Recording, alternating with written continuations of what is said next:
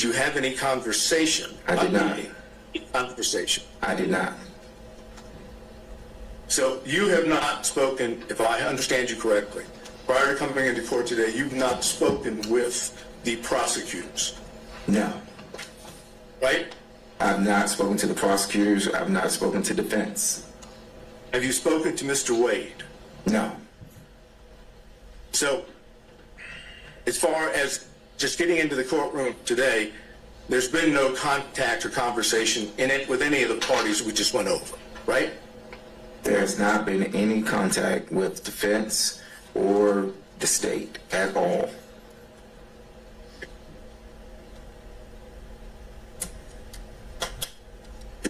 I think I have basically just one or two more questions.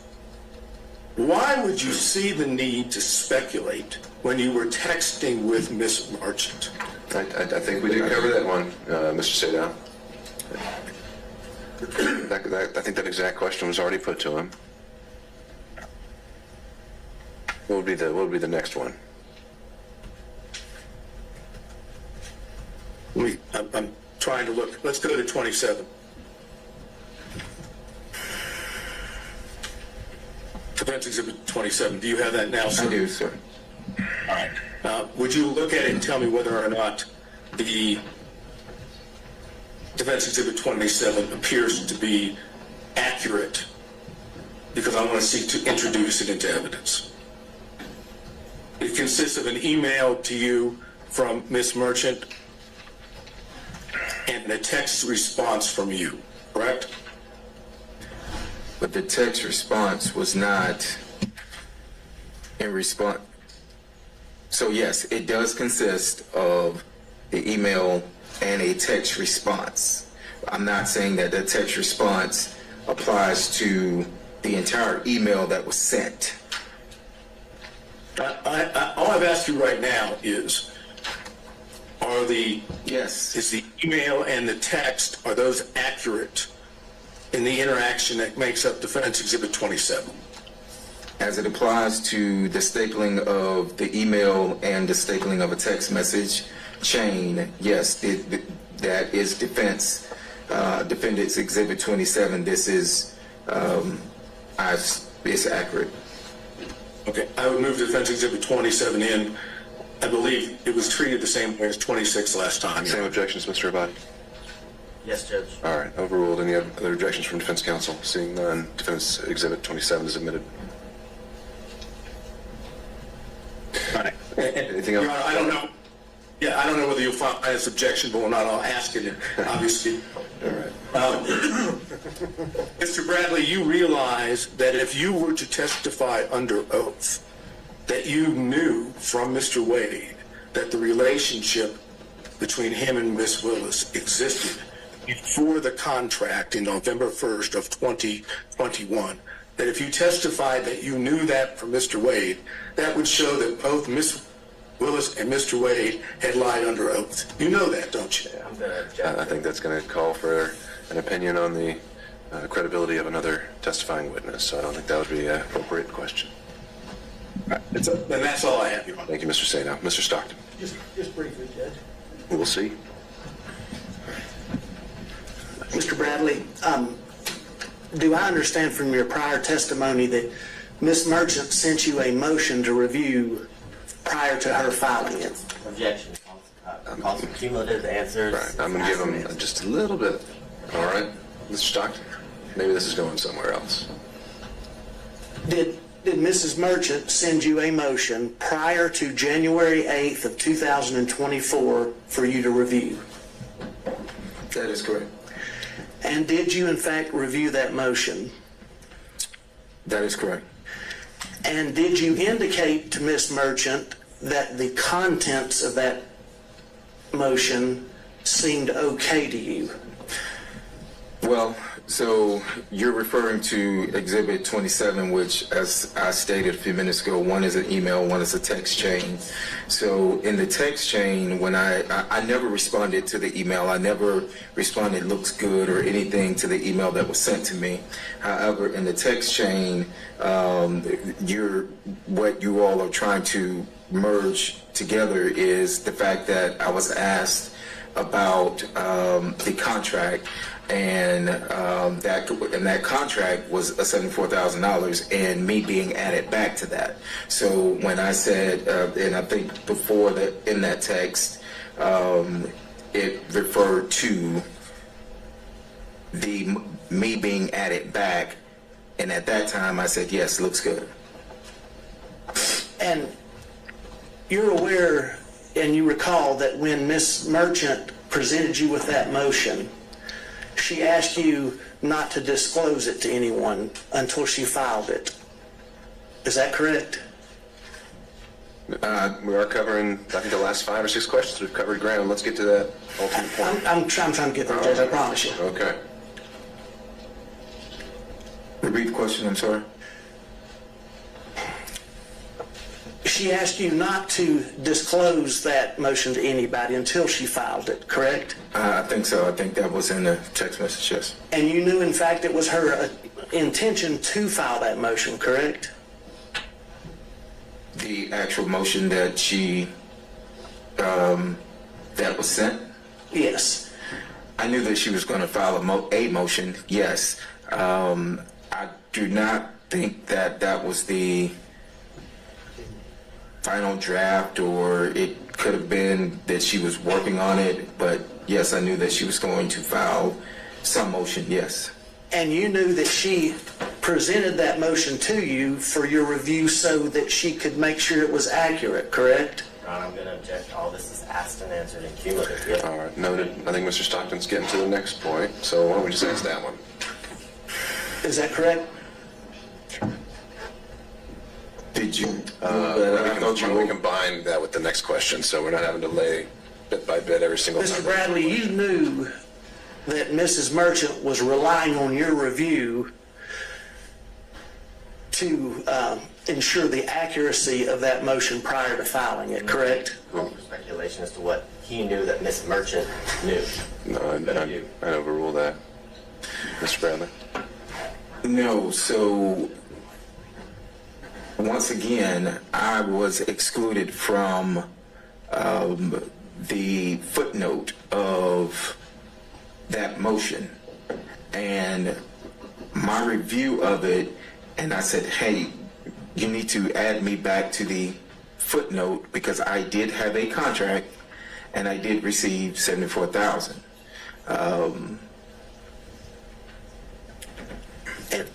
If I may help you out, let's talk just about that part of the motion that deals with the relationship between District Attorney Willis and Mr. Wade. When you reviewed that, you knew that Ms. Merchant... No, I did not know that she was relying on me for any relying on me for any accuracy other than what was put in there about the $74,000. Mr. Bradley, if there was something patently false in that motion, you would have told Ms. Merchant, wouldn't you? I can't say that I would or wouldn't have. I don't know what I would have told Ms. Merchant. If there was something patently speculative, you would have told Ms. Merchant, wouldn't you? I don't know what I would have told Ms. Merchant. She asked me, was it accurate? We were discussing the $74,000 that was left out. Again, if I may direct you just to that portion dealing with the relationship between Mrs. Willis and Mr. Wade. You didn't tell her that there was anything patently false in that because you didn't see anything patently false in that motion as it relates to the relationship.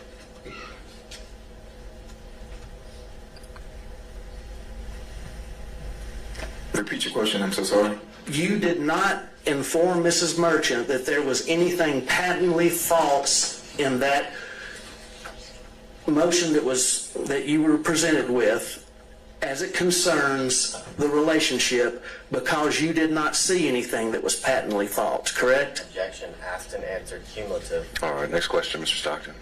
Sustained. And you didn't see anything that was speculative in there either, did you? Asked and answered I cumulative. know, sustained, Mr. Stockton. I just want to ask you one more question. I'm coming at it from the other way that Mr. Sadow did. Did anybody from the district attorney's office or any witnesses in this case contact you about Ms. Merchant's motion from January the 8th of 2004 until today? Did anyone contact me about her motion? Yes, from the district attorney's office or any witnesses or anybody else involved with the case besides the defense? Other than the only personal call that I had was with Gabe Banks. I never spoke to anyone else, and to my knowledge, he's not a part of this, so. That's all I got, Judge. Thank you, Mr. Stockton. Mr. Durham, if you're still with us. No question, John. Thank you, sir. Mr. McDougall.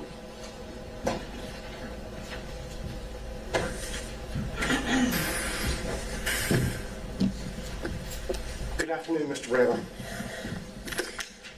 You have certain information about the relationship between Mr. Wade and Ms. Willis that is not privileged, correct?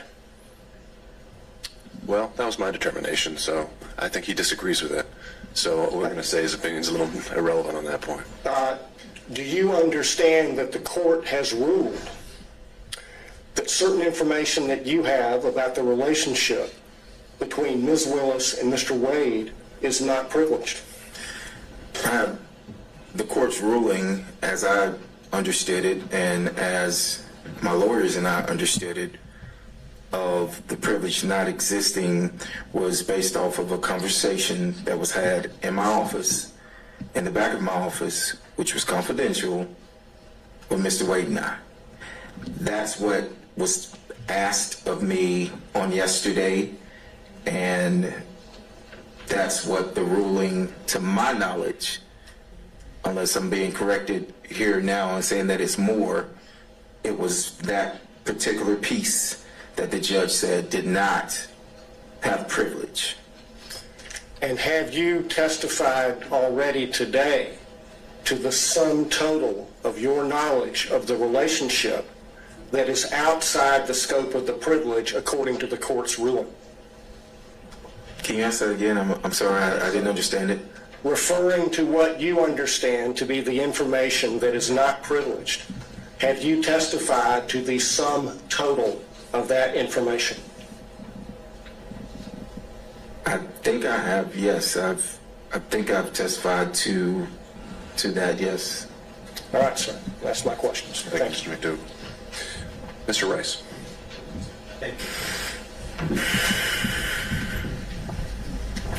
Mr.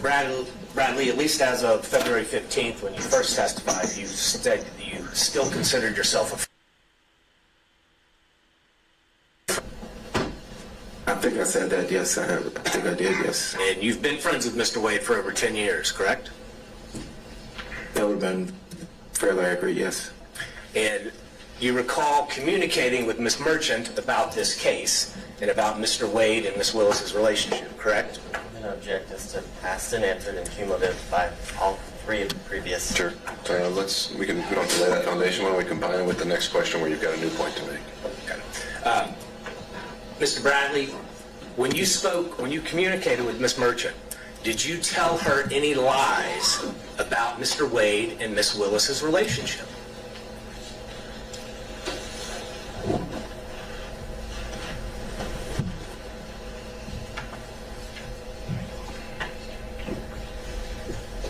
Did I lie to Miss?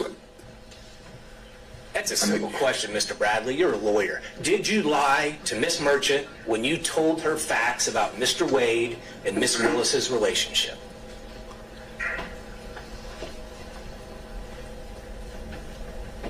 Not that I recall. I don't recall.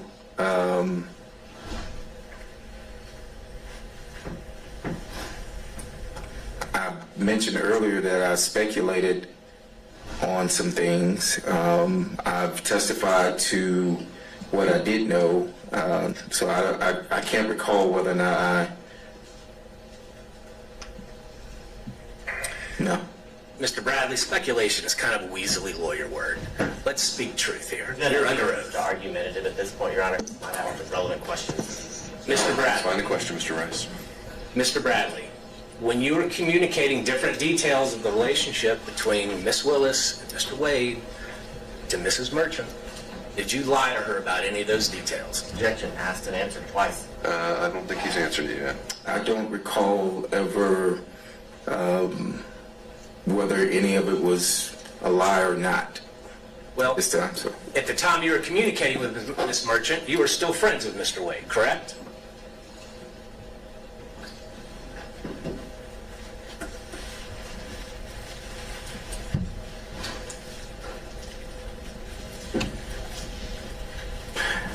yes, And at the time you were communicating with Miss Merchant, you knew that she was talking to you in her role and capacity as an attorney in this case, correct? correct. And you knew that she was going to use that information to somehow benefit and file a motion and benefit her client, correct? Object to I suspend. did not know that. Okay. So I did not. Oh, I'm sorry. So as an attorney yourself, you are testifying here under oath that you had no idea what Miss Merchant was going to do with all the details that you were giving her about Wade and Willis's relationship. So at the time, no, I did not. I knew that Miss Merchant was gathering information. That is correct. Okay. And did you lie to her when you told her that the relationship began before I don't think 2020? we need to drill into specifics. He's covered it at a high level. I don't think we're going to get much out of this. Mr. Bradley, isn't it true the only thing that has really changed? Well, when you were speaking to Miss Merchant, whether by text or by telephone, you never said to her that I don't remember or that I'm speculating, correct? I don't recall. Well, you've looked through a whole lot of text messages. Do you remember ever seeing any communication from you that said, I don't remember?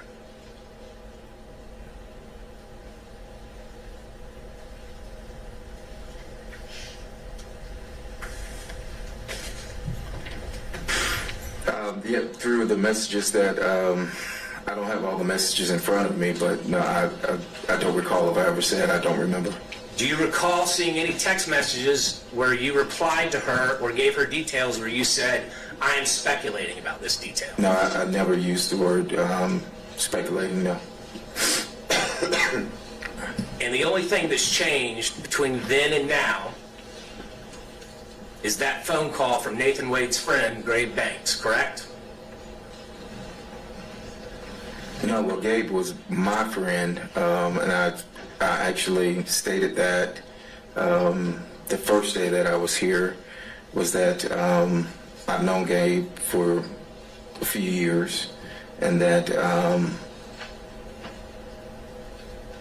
we are fraternity brothers. And so I never said that that anything changed behind Gabe Banks. So you never told Miss Merchant that you were worried that they were threatening you? Objection asked and answered when he was asked this on February 16th and today. Mr. Rice, we've covered this. And just to be clear, you didn't attend college with Mr. Banks, did you? I did not attend college with Mr. Banks. When you referred to him as your fraternity brother, y'all just both happened to have pledged the same fraternity, different colleges, different chapters. Well, that's what we consider fraternity brothers, yes, sir. And as a normal course of your relationships with your friends, do you pass on lies about your friends?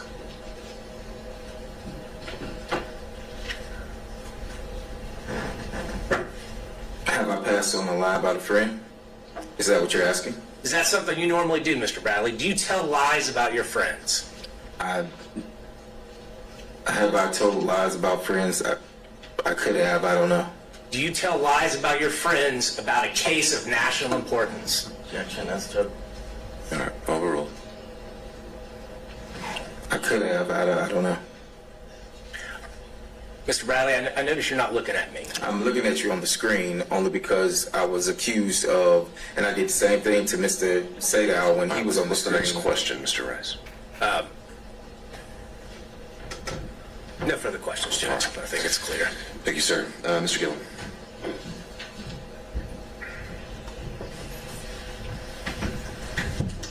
Good afternoon, Mr. Bradley.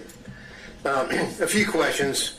A lot of folks have taken up the questions that I wanted to ask, but I've got a few left here. We'll see. We'll see. You said Mr. Bradley, you said you didn't know what Ms. Merchant was going to be doing with the motion that she sent you. You remember that testimony a few minutes ago? I think I said I didn't know that. I knew that she was gathering information, yes. Well, let's look at the title of the motion that she sent you.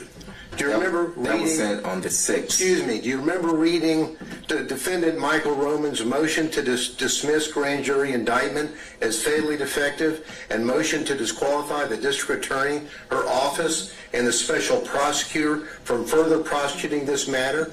Do you remember seeing that in the draft that you read and reviewed? Yes.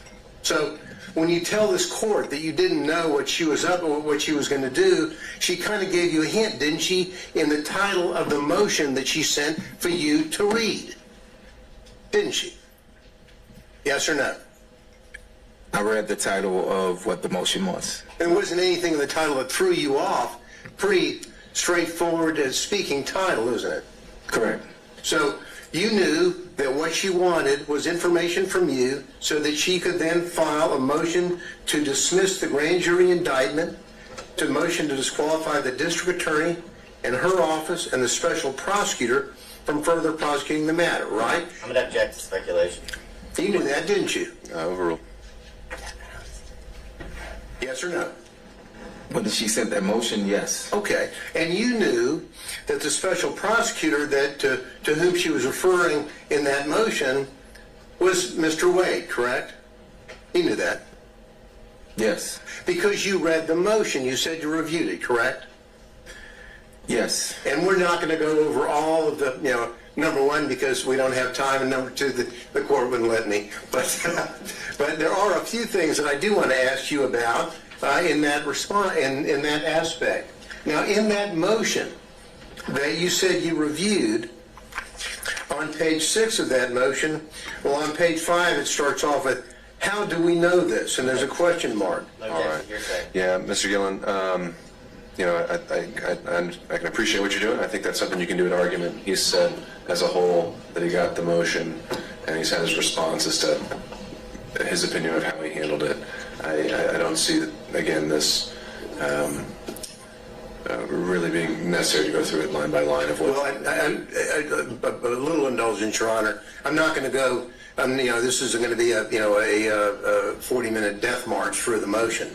I would like to ask about a few bullet points that capture under this, and then I'll move on. But I would ask the court's indulgence in that respect. Again, I think we've covered it, and I think that you'll be able to argue that this was in that motion and that he had a chance to review it and he never objected to anything in there or raised it. So That's a problem in always ending up last. it very much is. And next time I'll reshuffle the order. Well, we did earlier with Mr. Wade, and then I hear you. I was kind enough, and then the court said we had to go. We'll need to draw straws next time. There we go. I'll go with that. All right. Anything Thank you, else? Ron. That's all I have. Okay. We had Mr. Kucherov potentially still on Zoom. Yes, Your Honor, I have just a few questions. All right. Could we add a spotlight to Mr. Kucherov? I'll let you know when we're able to proceed.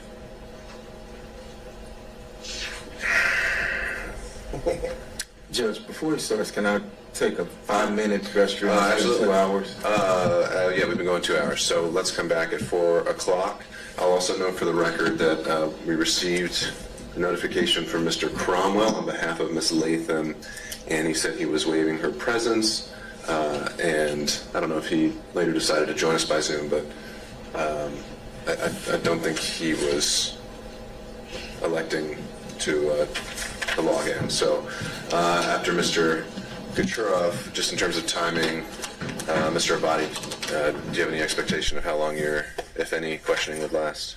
I don't imagine my question would be very long. Okay, well, let's get back in at 4 o'clock. Mr. Bradley, you can just step out of the jury room.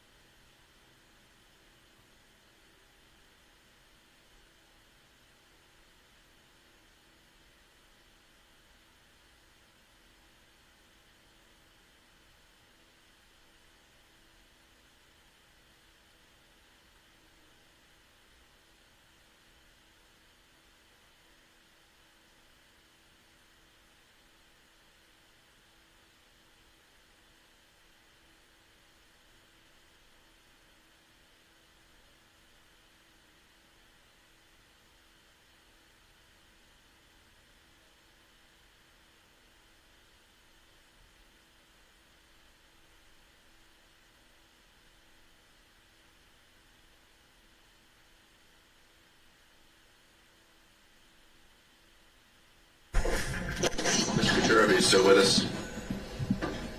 I am, Your Honor. All right, then let's go back on the record. We have Mr. Bradley here, and everyone else is here as well. You may proceed. Mr. Bradley, did you use any documents to prepare for your testimony today? No, I did not. The last time you spoke with Gabe Banks? The day that, I don't have the date, but it was the date of whenever the phone call happened. And you know his wife, Kyra Banks, works for the DA's office, right? Yes, correct. When was the last time you spoke to Mr. Wade? I haven't spoken to Mr. Wade personally in a year, 2 years actually, when I left the firm. Miss Willis? I never, my interaction with Miss Willis was never where I would pick up the phone and talk to her, or that she would, or anything like that. So you didn't hang out with Miss Willis? You didn't have a personal relationship with her? No, I never had a personal relationship. I mentioned before that I went to a dinner that was after she was elected. That was at a steakhouse, but it was some 75 to 100 people there. So you knew of her, you just didn't have a business relationship or a personal relationship with her, or at least a close one? I knew of her from she was in the DA's office and I had criminal cases, but I did not personally know her, no. And not having known her, not really hanging out with her, you've got a contract from her office. I'm gonna just object as to cumulative asked and answered throughout the All multiple right, days. Mr. Sherb, I think we covered this ground on the 16th about the contracts. Do you have are you going somewhere else with this?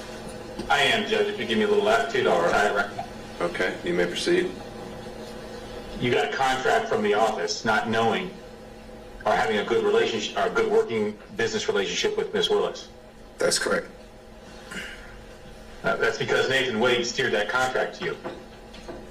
I don't know how it came about, but it was presented to me at the office about the contract, correct? Who presented it to you? Mr. Wade? Yes. And he owed you money, you said at one point. Say that again? Owed you money at one point? I don't recall saying that he owes me money. Did he owe you money at one point? Not that I recall saying that Mr. Wade owes me or owed me money. I don't recall ever saying that. I didn't ask whether you ever said that. I said, did he owe you, or did he owe you money in the past? No, he didn't owe me money. And so he steered this contract to you, to your office, and you weren't really talking to him? You hadn't talked to him for 2 years? The contract was in 2021. I didn't leave until 2022. So you didn't talk with him that whole time? I left in 2022. I haven't really spoke to him since 2022 is what I stated. When I left June of 2022, around June, August dates of 2022. Other than one last question, other than your attorney, who did you speak with today about giving testimony in this case today? I spoke to my attorneys Charles Graham and B.C. Chopra. And I have nothing further, Your Honor. All right. And again, I'll just double check to make sure. Did Mr. Cromwell ever join us by Zoom? Do we? Your Honor, I think he's still having technical issues. He did email me saying he has no questions. It appears that all relevant questions were asked. All right, thank you. So just for the record, Mr. Cromwell has been apparently watching the proceeding. He had waived his client's presence and didn't have any other questions as well. So turning it over to Mr. Abai. And I have no questions. All right. Mr. Bradley, you can step down. Thank you, sir. Judge, you want these exhibits? I'll take them.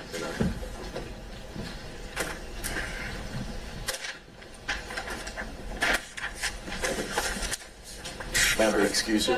I have a follow-up based on some questions. It's just about the text.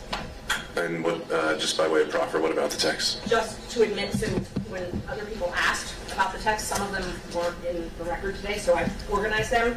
They're the ones that have been talked about today, so I just organized them. I just wanted, for a point of reference, to have them. Okay. And do we need Mr. Bradley for that? I don't believe so, but Have you marked them? yes. Have you showed them to the state? I gave a copy to the state, but so these Mr. are. Bradley, just hang out just for 1 second, just to make sure. I'll give you all of them. So. Admitting all of them? You can. And I'll send it to you. And while he's looking at that, Mr. Bradley handed me Defense Exhibit 23, 24, 25. Judge, I didn't realize that they were in my folder. Oh, is that from the hearing? From I'm trying to hear. All right, well, thanks for returning those. The reason I present it is because. Let me make sure. Because of your objections, front part and the back part of this. You don't have it. Okay, so I've got 23, 24, 25. Anything else in your binder? Good. Okay, and have we come to any conclusions on, what, I'm sorry, how did you mark it? I marked it, I think we're up to 39, surprisingly the state of Texas. Our Defense Exhibit 39 is tendered and admitted without objection. Well, no. Oh, I'm sorry. Oh, okay. Text messages that weren't referenced today with, or confronted with, Okay. as it relates to Mr. Bradley. So these are additional text messages, Ms. Merchant? So what I did was, they objected that they weren't complete because like the first part of the text wasn't there. It was just like, oh, there was something before that was said. So what I did was I spent this whole time trying to line them up so that I had the beginning of the text, the middle, based on their objection. They have all the text. They can admit all of them if they want them complete. And All right. How about, I'll just do this. Just, I understand the desire just to have the complete text chain, just for purposes of completing the record. I think that there's no point in having him sit here and authenticate every single one of them. So I'm willing to admit it as a court's exhibit. And only the exhibits, though, that have been previously tendered or referenced in testimony would be ones that actually are relied on for making any findings. But just so it's on the record, we have the complete text chain, should that ever be an issue for some reason. Any thoughts about that, Mr. Fani? My only thoughts are this is not the complete text chain. I was able to briefly look at Ms. Merchant's phone when she allowed us to have it for a couple of seconds, minutes, and there are text messages I know that I saw that are not in what is purported to be State Exhibit 39. Okay. All right. Ms. Merchant, what about that? I let them take screenshots of the ones that they thought weren't there, and he sent them to himself on my phone. I have also offered to hook my phone up to whatever it is. My phone's an iPhone. His is an Android. I can't download like you could in a normal text. I told them if they had a system to get all of my texts, they could have every single one of them. We can definitely do that. Your Honor, let me. Yeah, Mr. Rice. The text that she's submitting now and tendering into evidence, they are specific parts of the conversation. The entire text chain is a continuous conversation subject to Rule 601. Those particular parts, given the witness's testimony, should be admitted as substantive evidence and prior and consistent statements with this testimony today. It would be up to the government and the state if they then want to introduce the rest of it. Have at it. Yeah. Sure. I think that's a fair point that if he had been confronted with a particular text, that could have been the opportunity to admit it as a prior and consistent statement for impeachment. And some of them were. But apparently some of them were not. I'm taking those out. So I'm taking out the ones that they said he wasn't confronted with, and I'm just going to admit the ones that he was confronted with. And that's fine. It just makes it more confusing, but it's fine. All right. So we have a newly marked, newly compiled 39. Let's see what the state thinks of The that ones one. that I showed you was the. All right, regardless, if that's now what is being discussed, again, I don't see a need for Mr. Bradley to be here any longer, so I'm going to excuse him at this point. Thank you, Mr. Bradley. Judge, may we be? Of course, take care. Yes, that's right.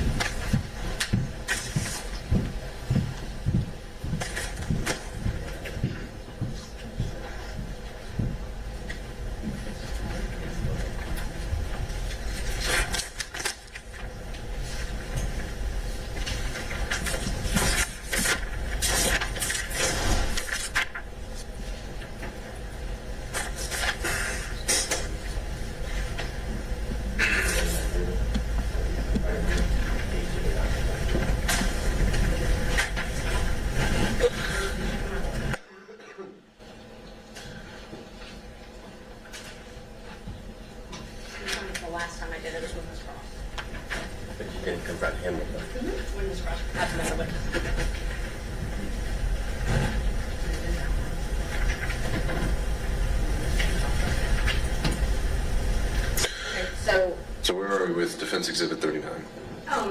It might be helpful if you looked at them so you know what we're talking about, but I confronted him with all of these. Right, I know. So, Exhibit 26, I put in so that it made sense, so you could read it. You know when you're reading a text and it's a conversation? Sure. They're upset that they're not in order now, I guess. I don't really understand, but if you want to look at them, you can. Well, let's start from the beginning. What is the purpose of Defense Exhibit 39? These are the ones that I showed him, and that I showed him today.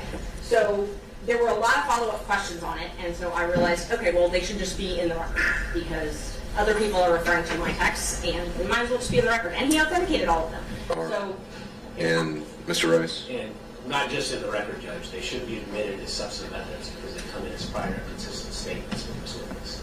Okay.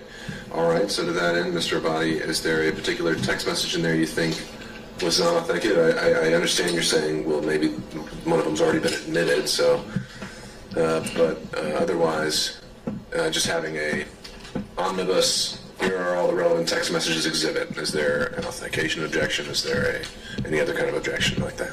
Yes, because he didn't authenticate that all of the text messages were from him and between Ms. Merchant or the context of them.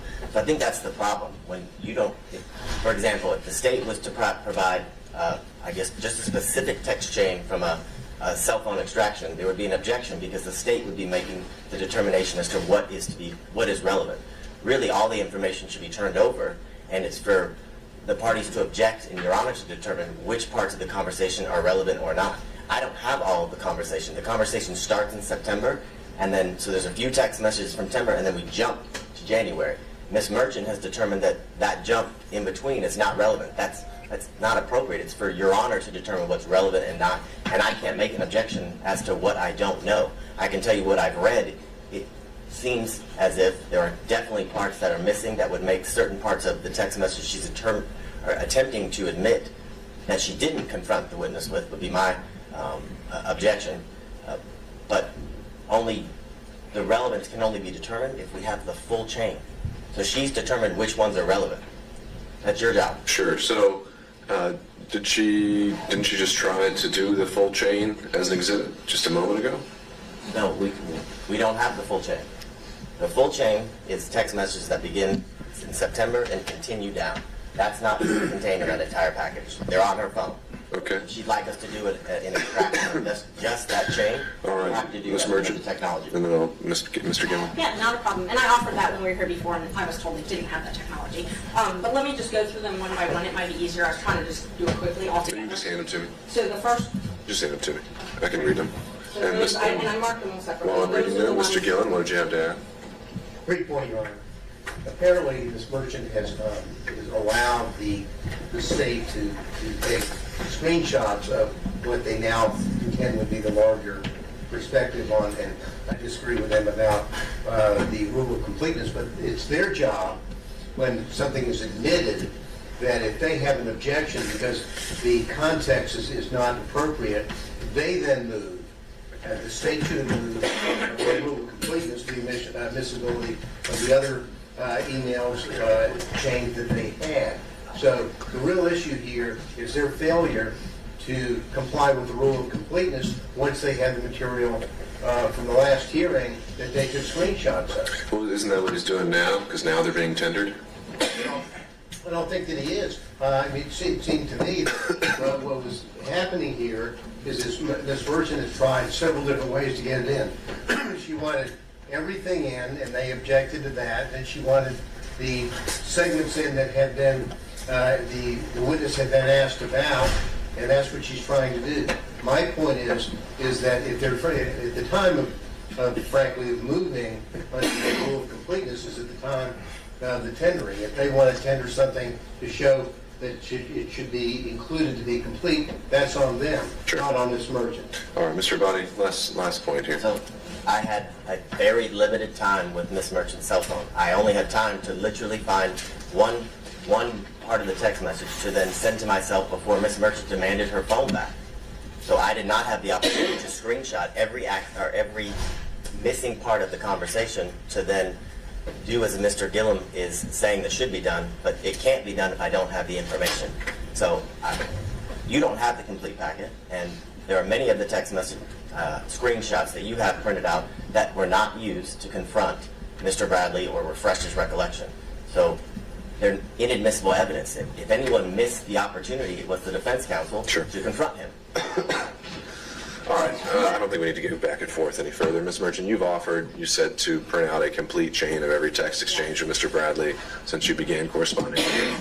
I'll give you the chance to do that, and you can follow up by email with that exhibit. It would be the complete chain without any deletions or removals, and we'll have that marked as Defense Exhibit 39. Thank you. Judge, I And- have got to respond though.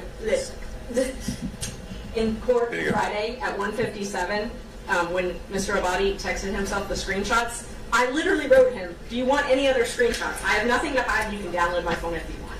So, All right, we're done. Okay, so I'll wait back to hear from you all on Exhibit 39. And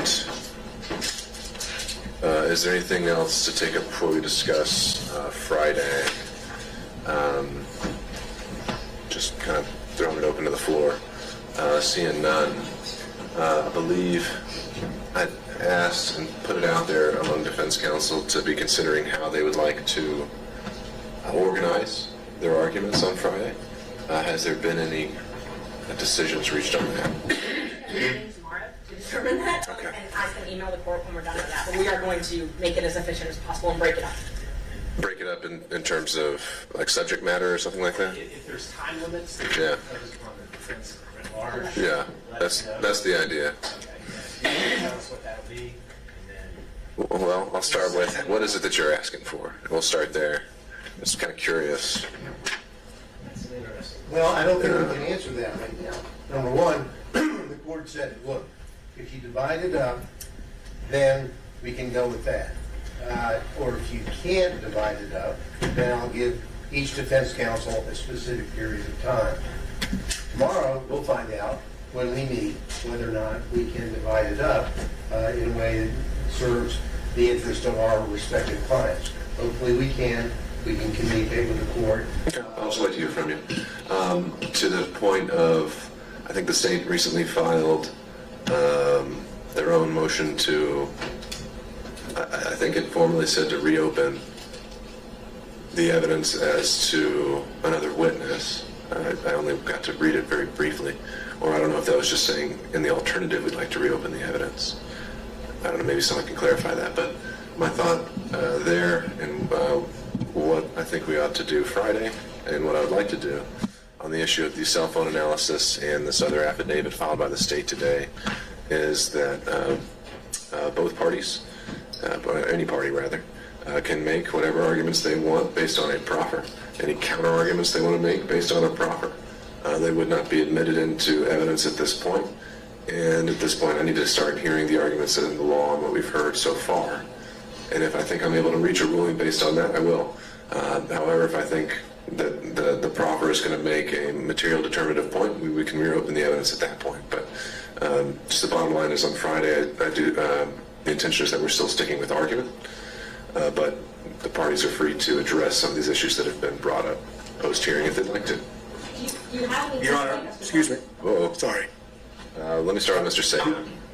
I'm alive and well with a quick question. All right. That suggests that we do not have to have a witness present on Friday for the cell phone That's record. right. Friday would just be argument, and counsel can proffer why they think it's significant. And if, once I've heard the law and the argument of counsel, I decide that that is going to have some material bearing on the outcome, then we can reopen the evidence and have it properly admitted and authenticated and subject to cross-examination. Thank you. Okay. Ms. Merchant? I just wanted to know if the court wanted us to focus our arguments on anything in particular. If you had any questions you wanted us to try and answer. Well, actually, I think what I'm more likely to do is more along the lines of what I suggested before, is give y'all a time block, and you use the time however you think is more effective, what you think is your strongest argument. I don't, a lot has been covered, and there's a lot in the motions that weren't covered during the evidentiary hearing that I would plan to rule on at the same time as well. So I leave that to you. All right, thank you. Mr. Gillen? Your Honor, I know we have other motions to hear on Friday. Oh, we do? Now, I thought we did. I just said disqualification as a whole, so if you have arguments about forensic misconduct, about anything like that, that would be the time for that argument as well. I consider that part of the disqualification. Sure. I thought we had scheduled hearings on the murder arguments. No, I mean, I talked about that, and then things evolved. So we didn't actually send out a notice adding any other motions, but we do need to, we have some trials starting next week. The next 2 weeks, we've got some of our homicide trials already scheduled, so I'm going to be following up with you all to schedule the rest of the pretrial motions that we have. So the only arguments that we have on Friday would be 1 o'clock on the issue of disqualification. That's right, all things disqualification. Anything from the state or any other defense counsel? I think from the state. All right, thank you all. All right, we're off the record.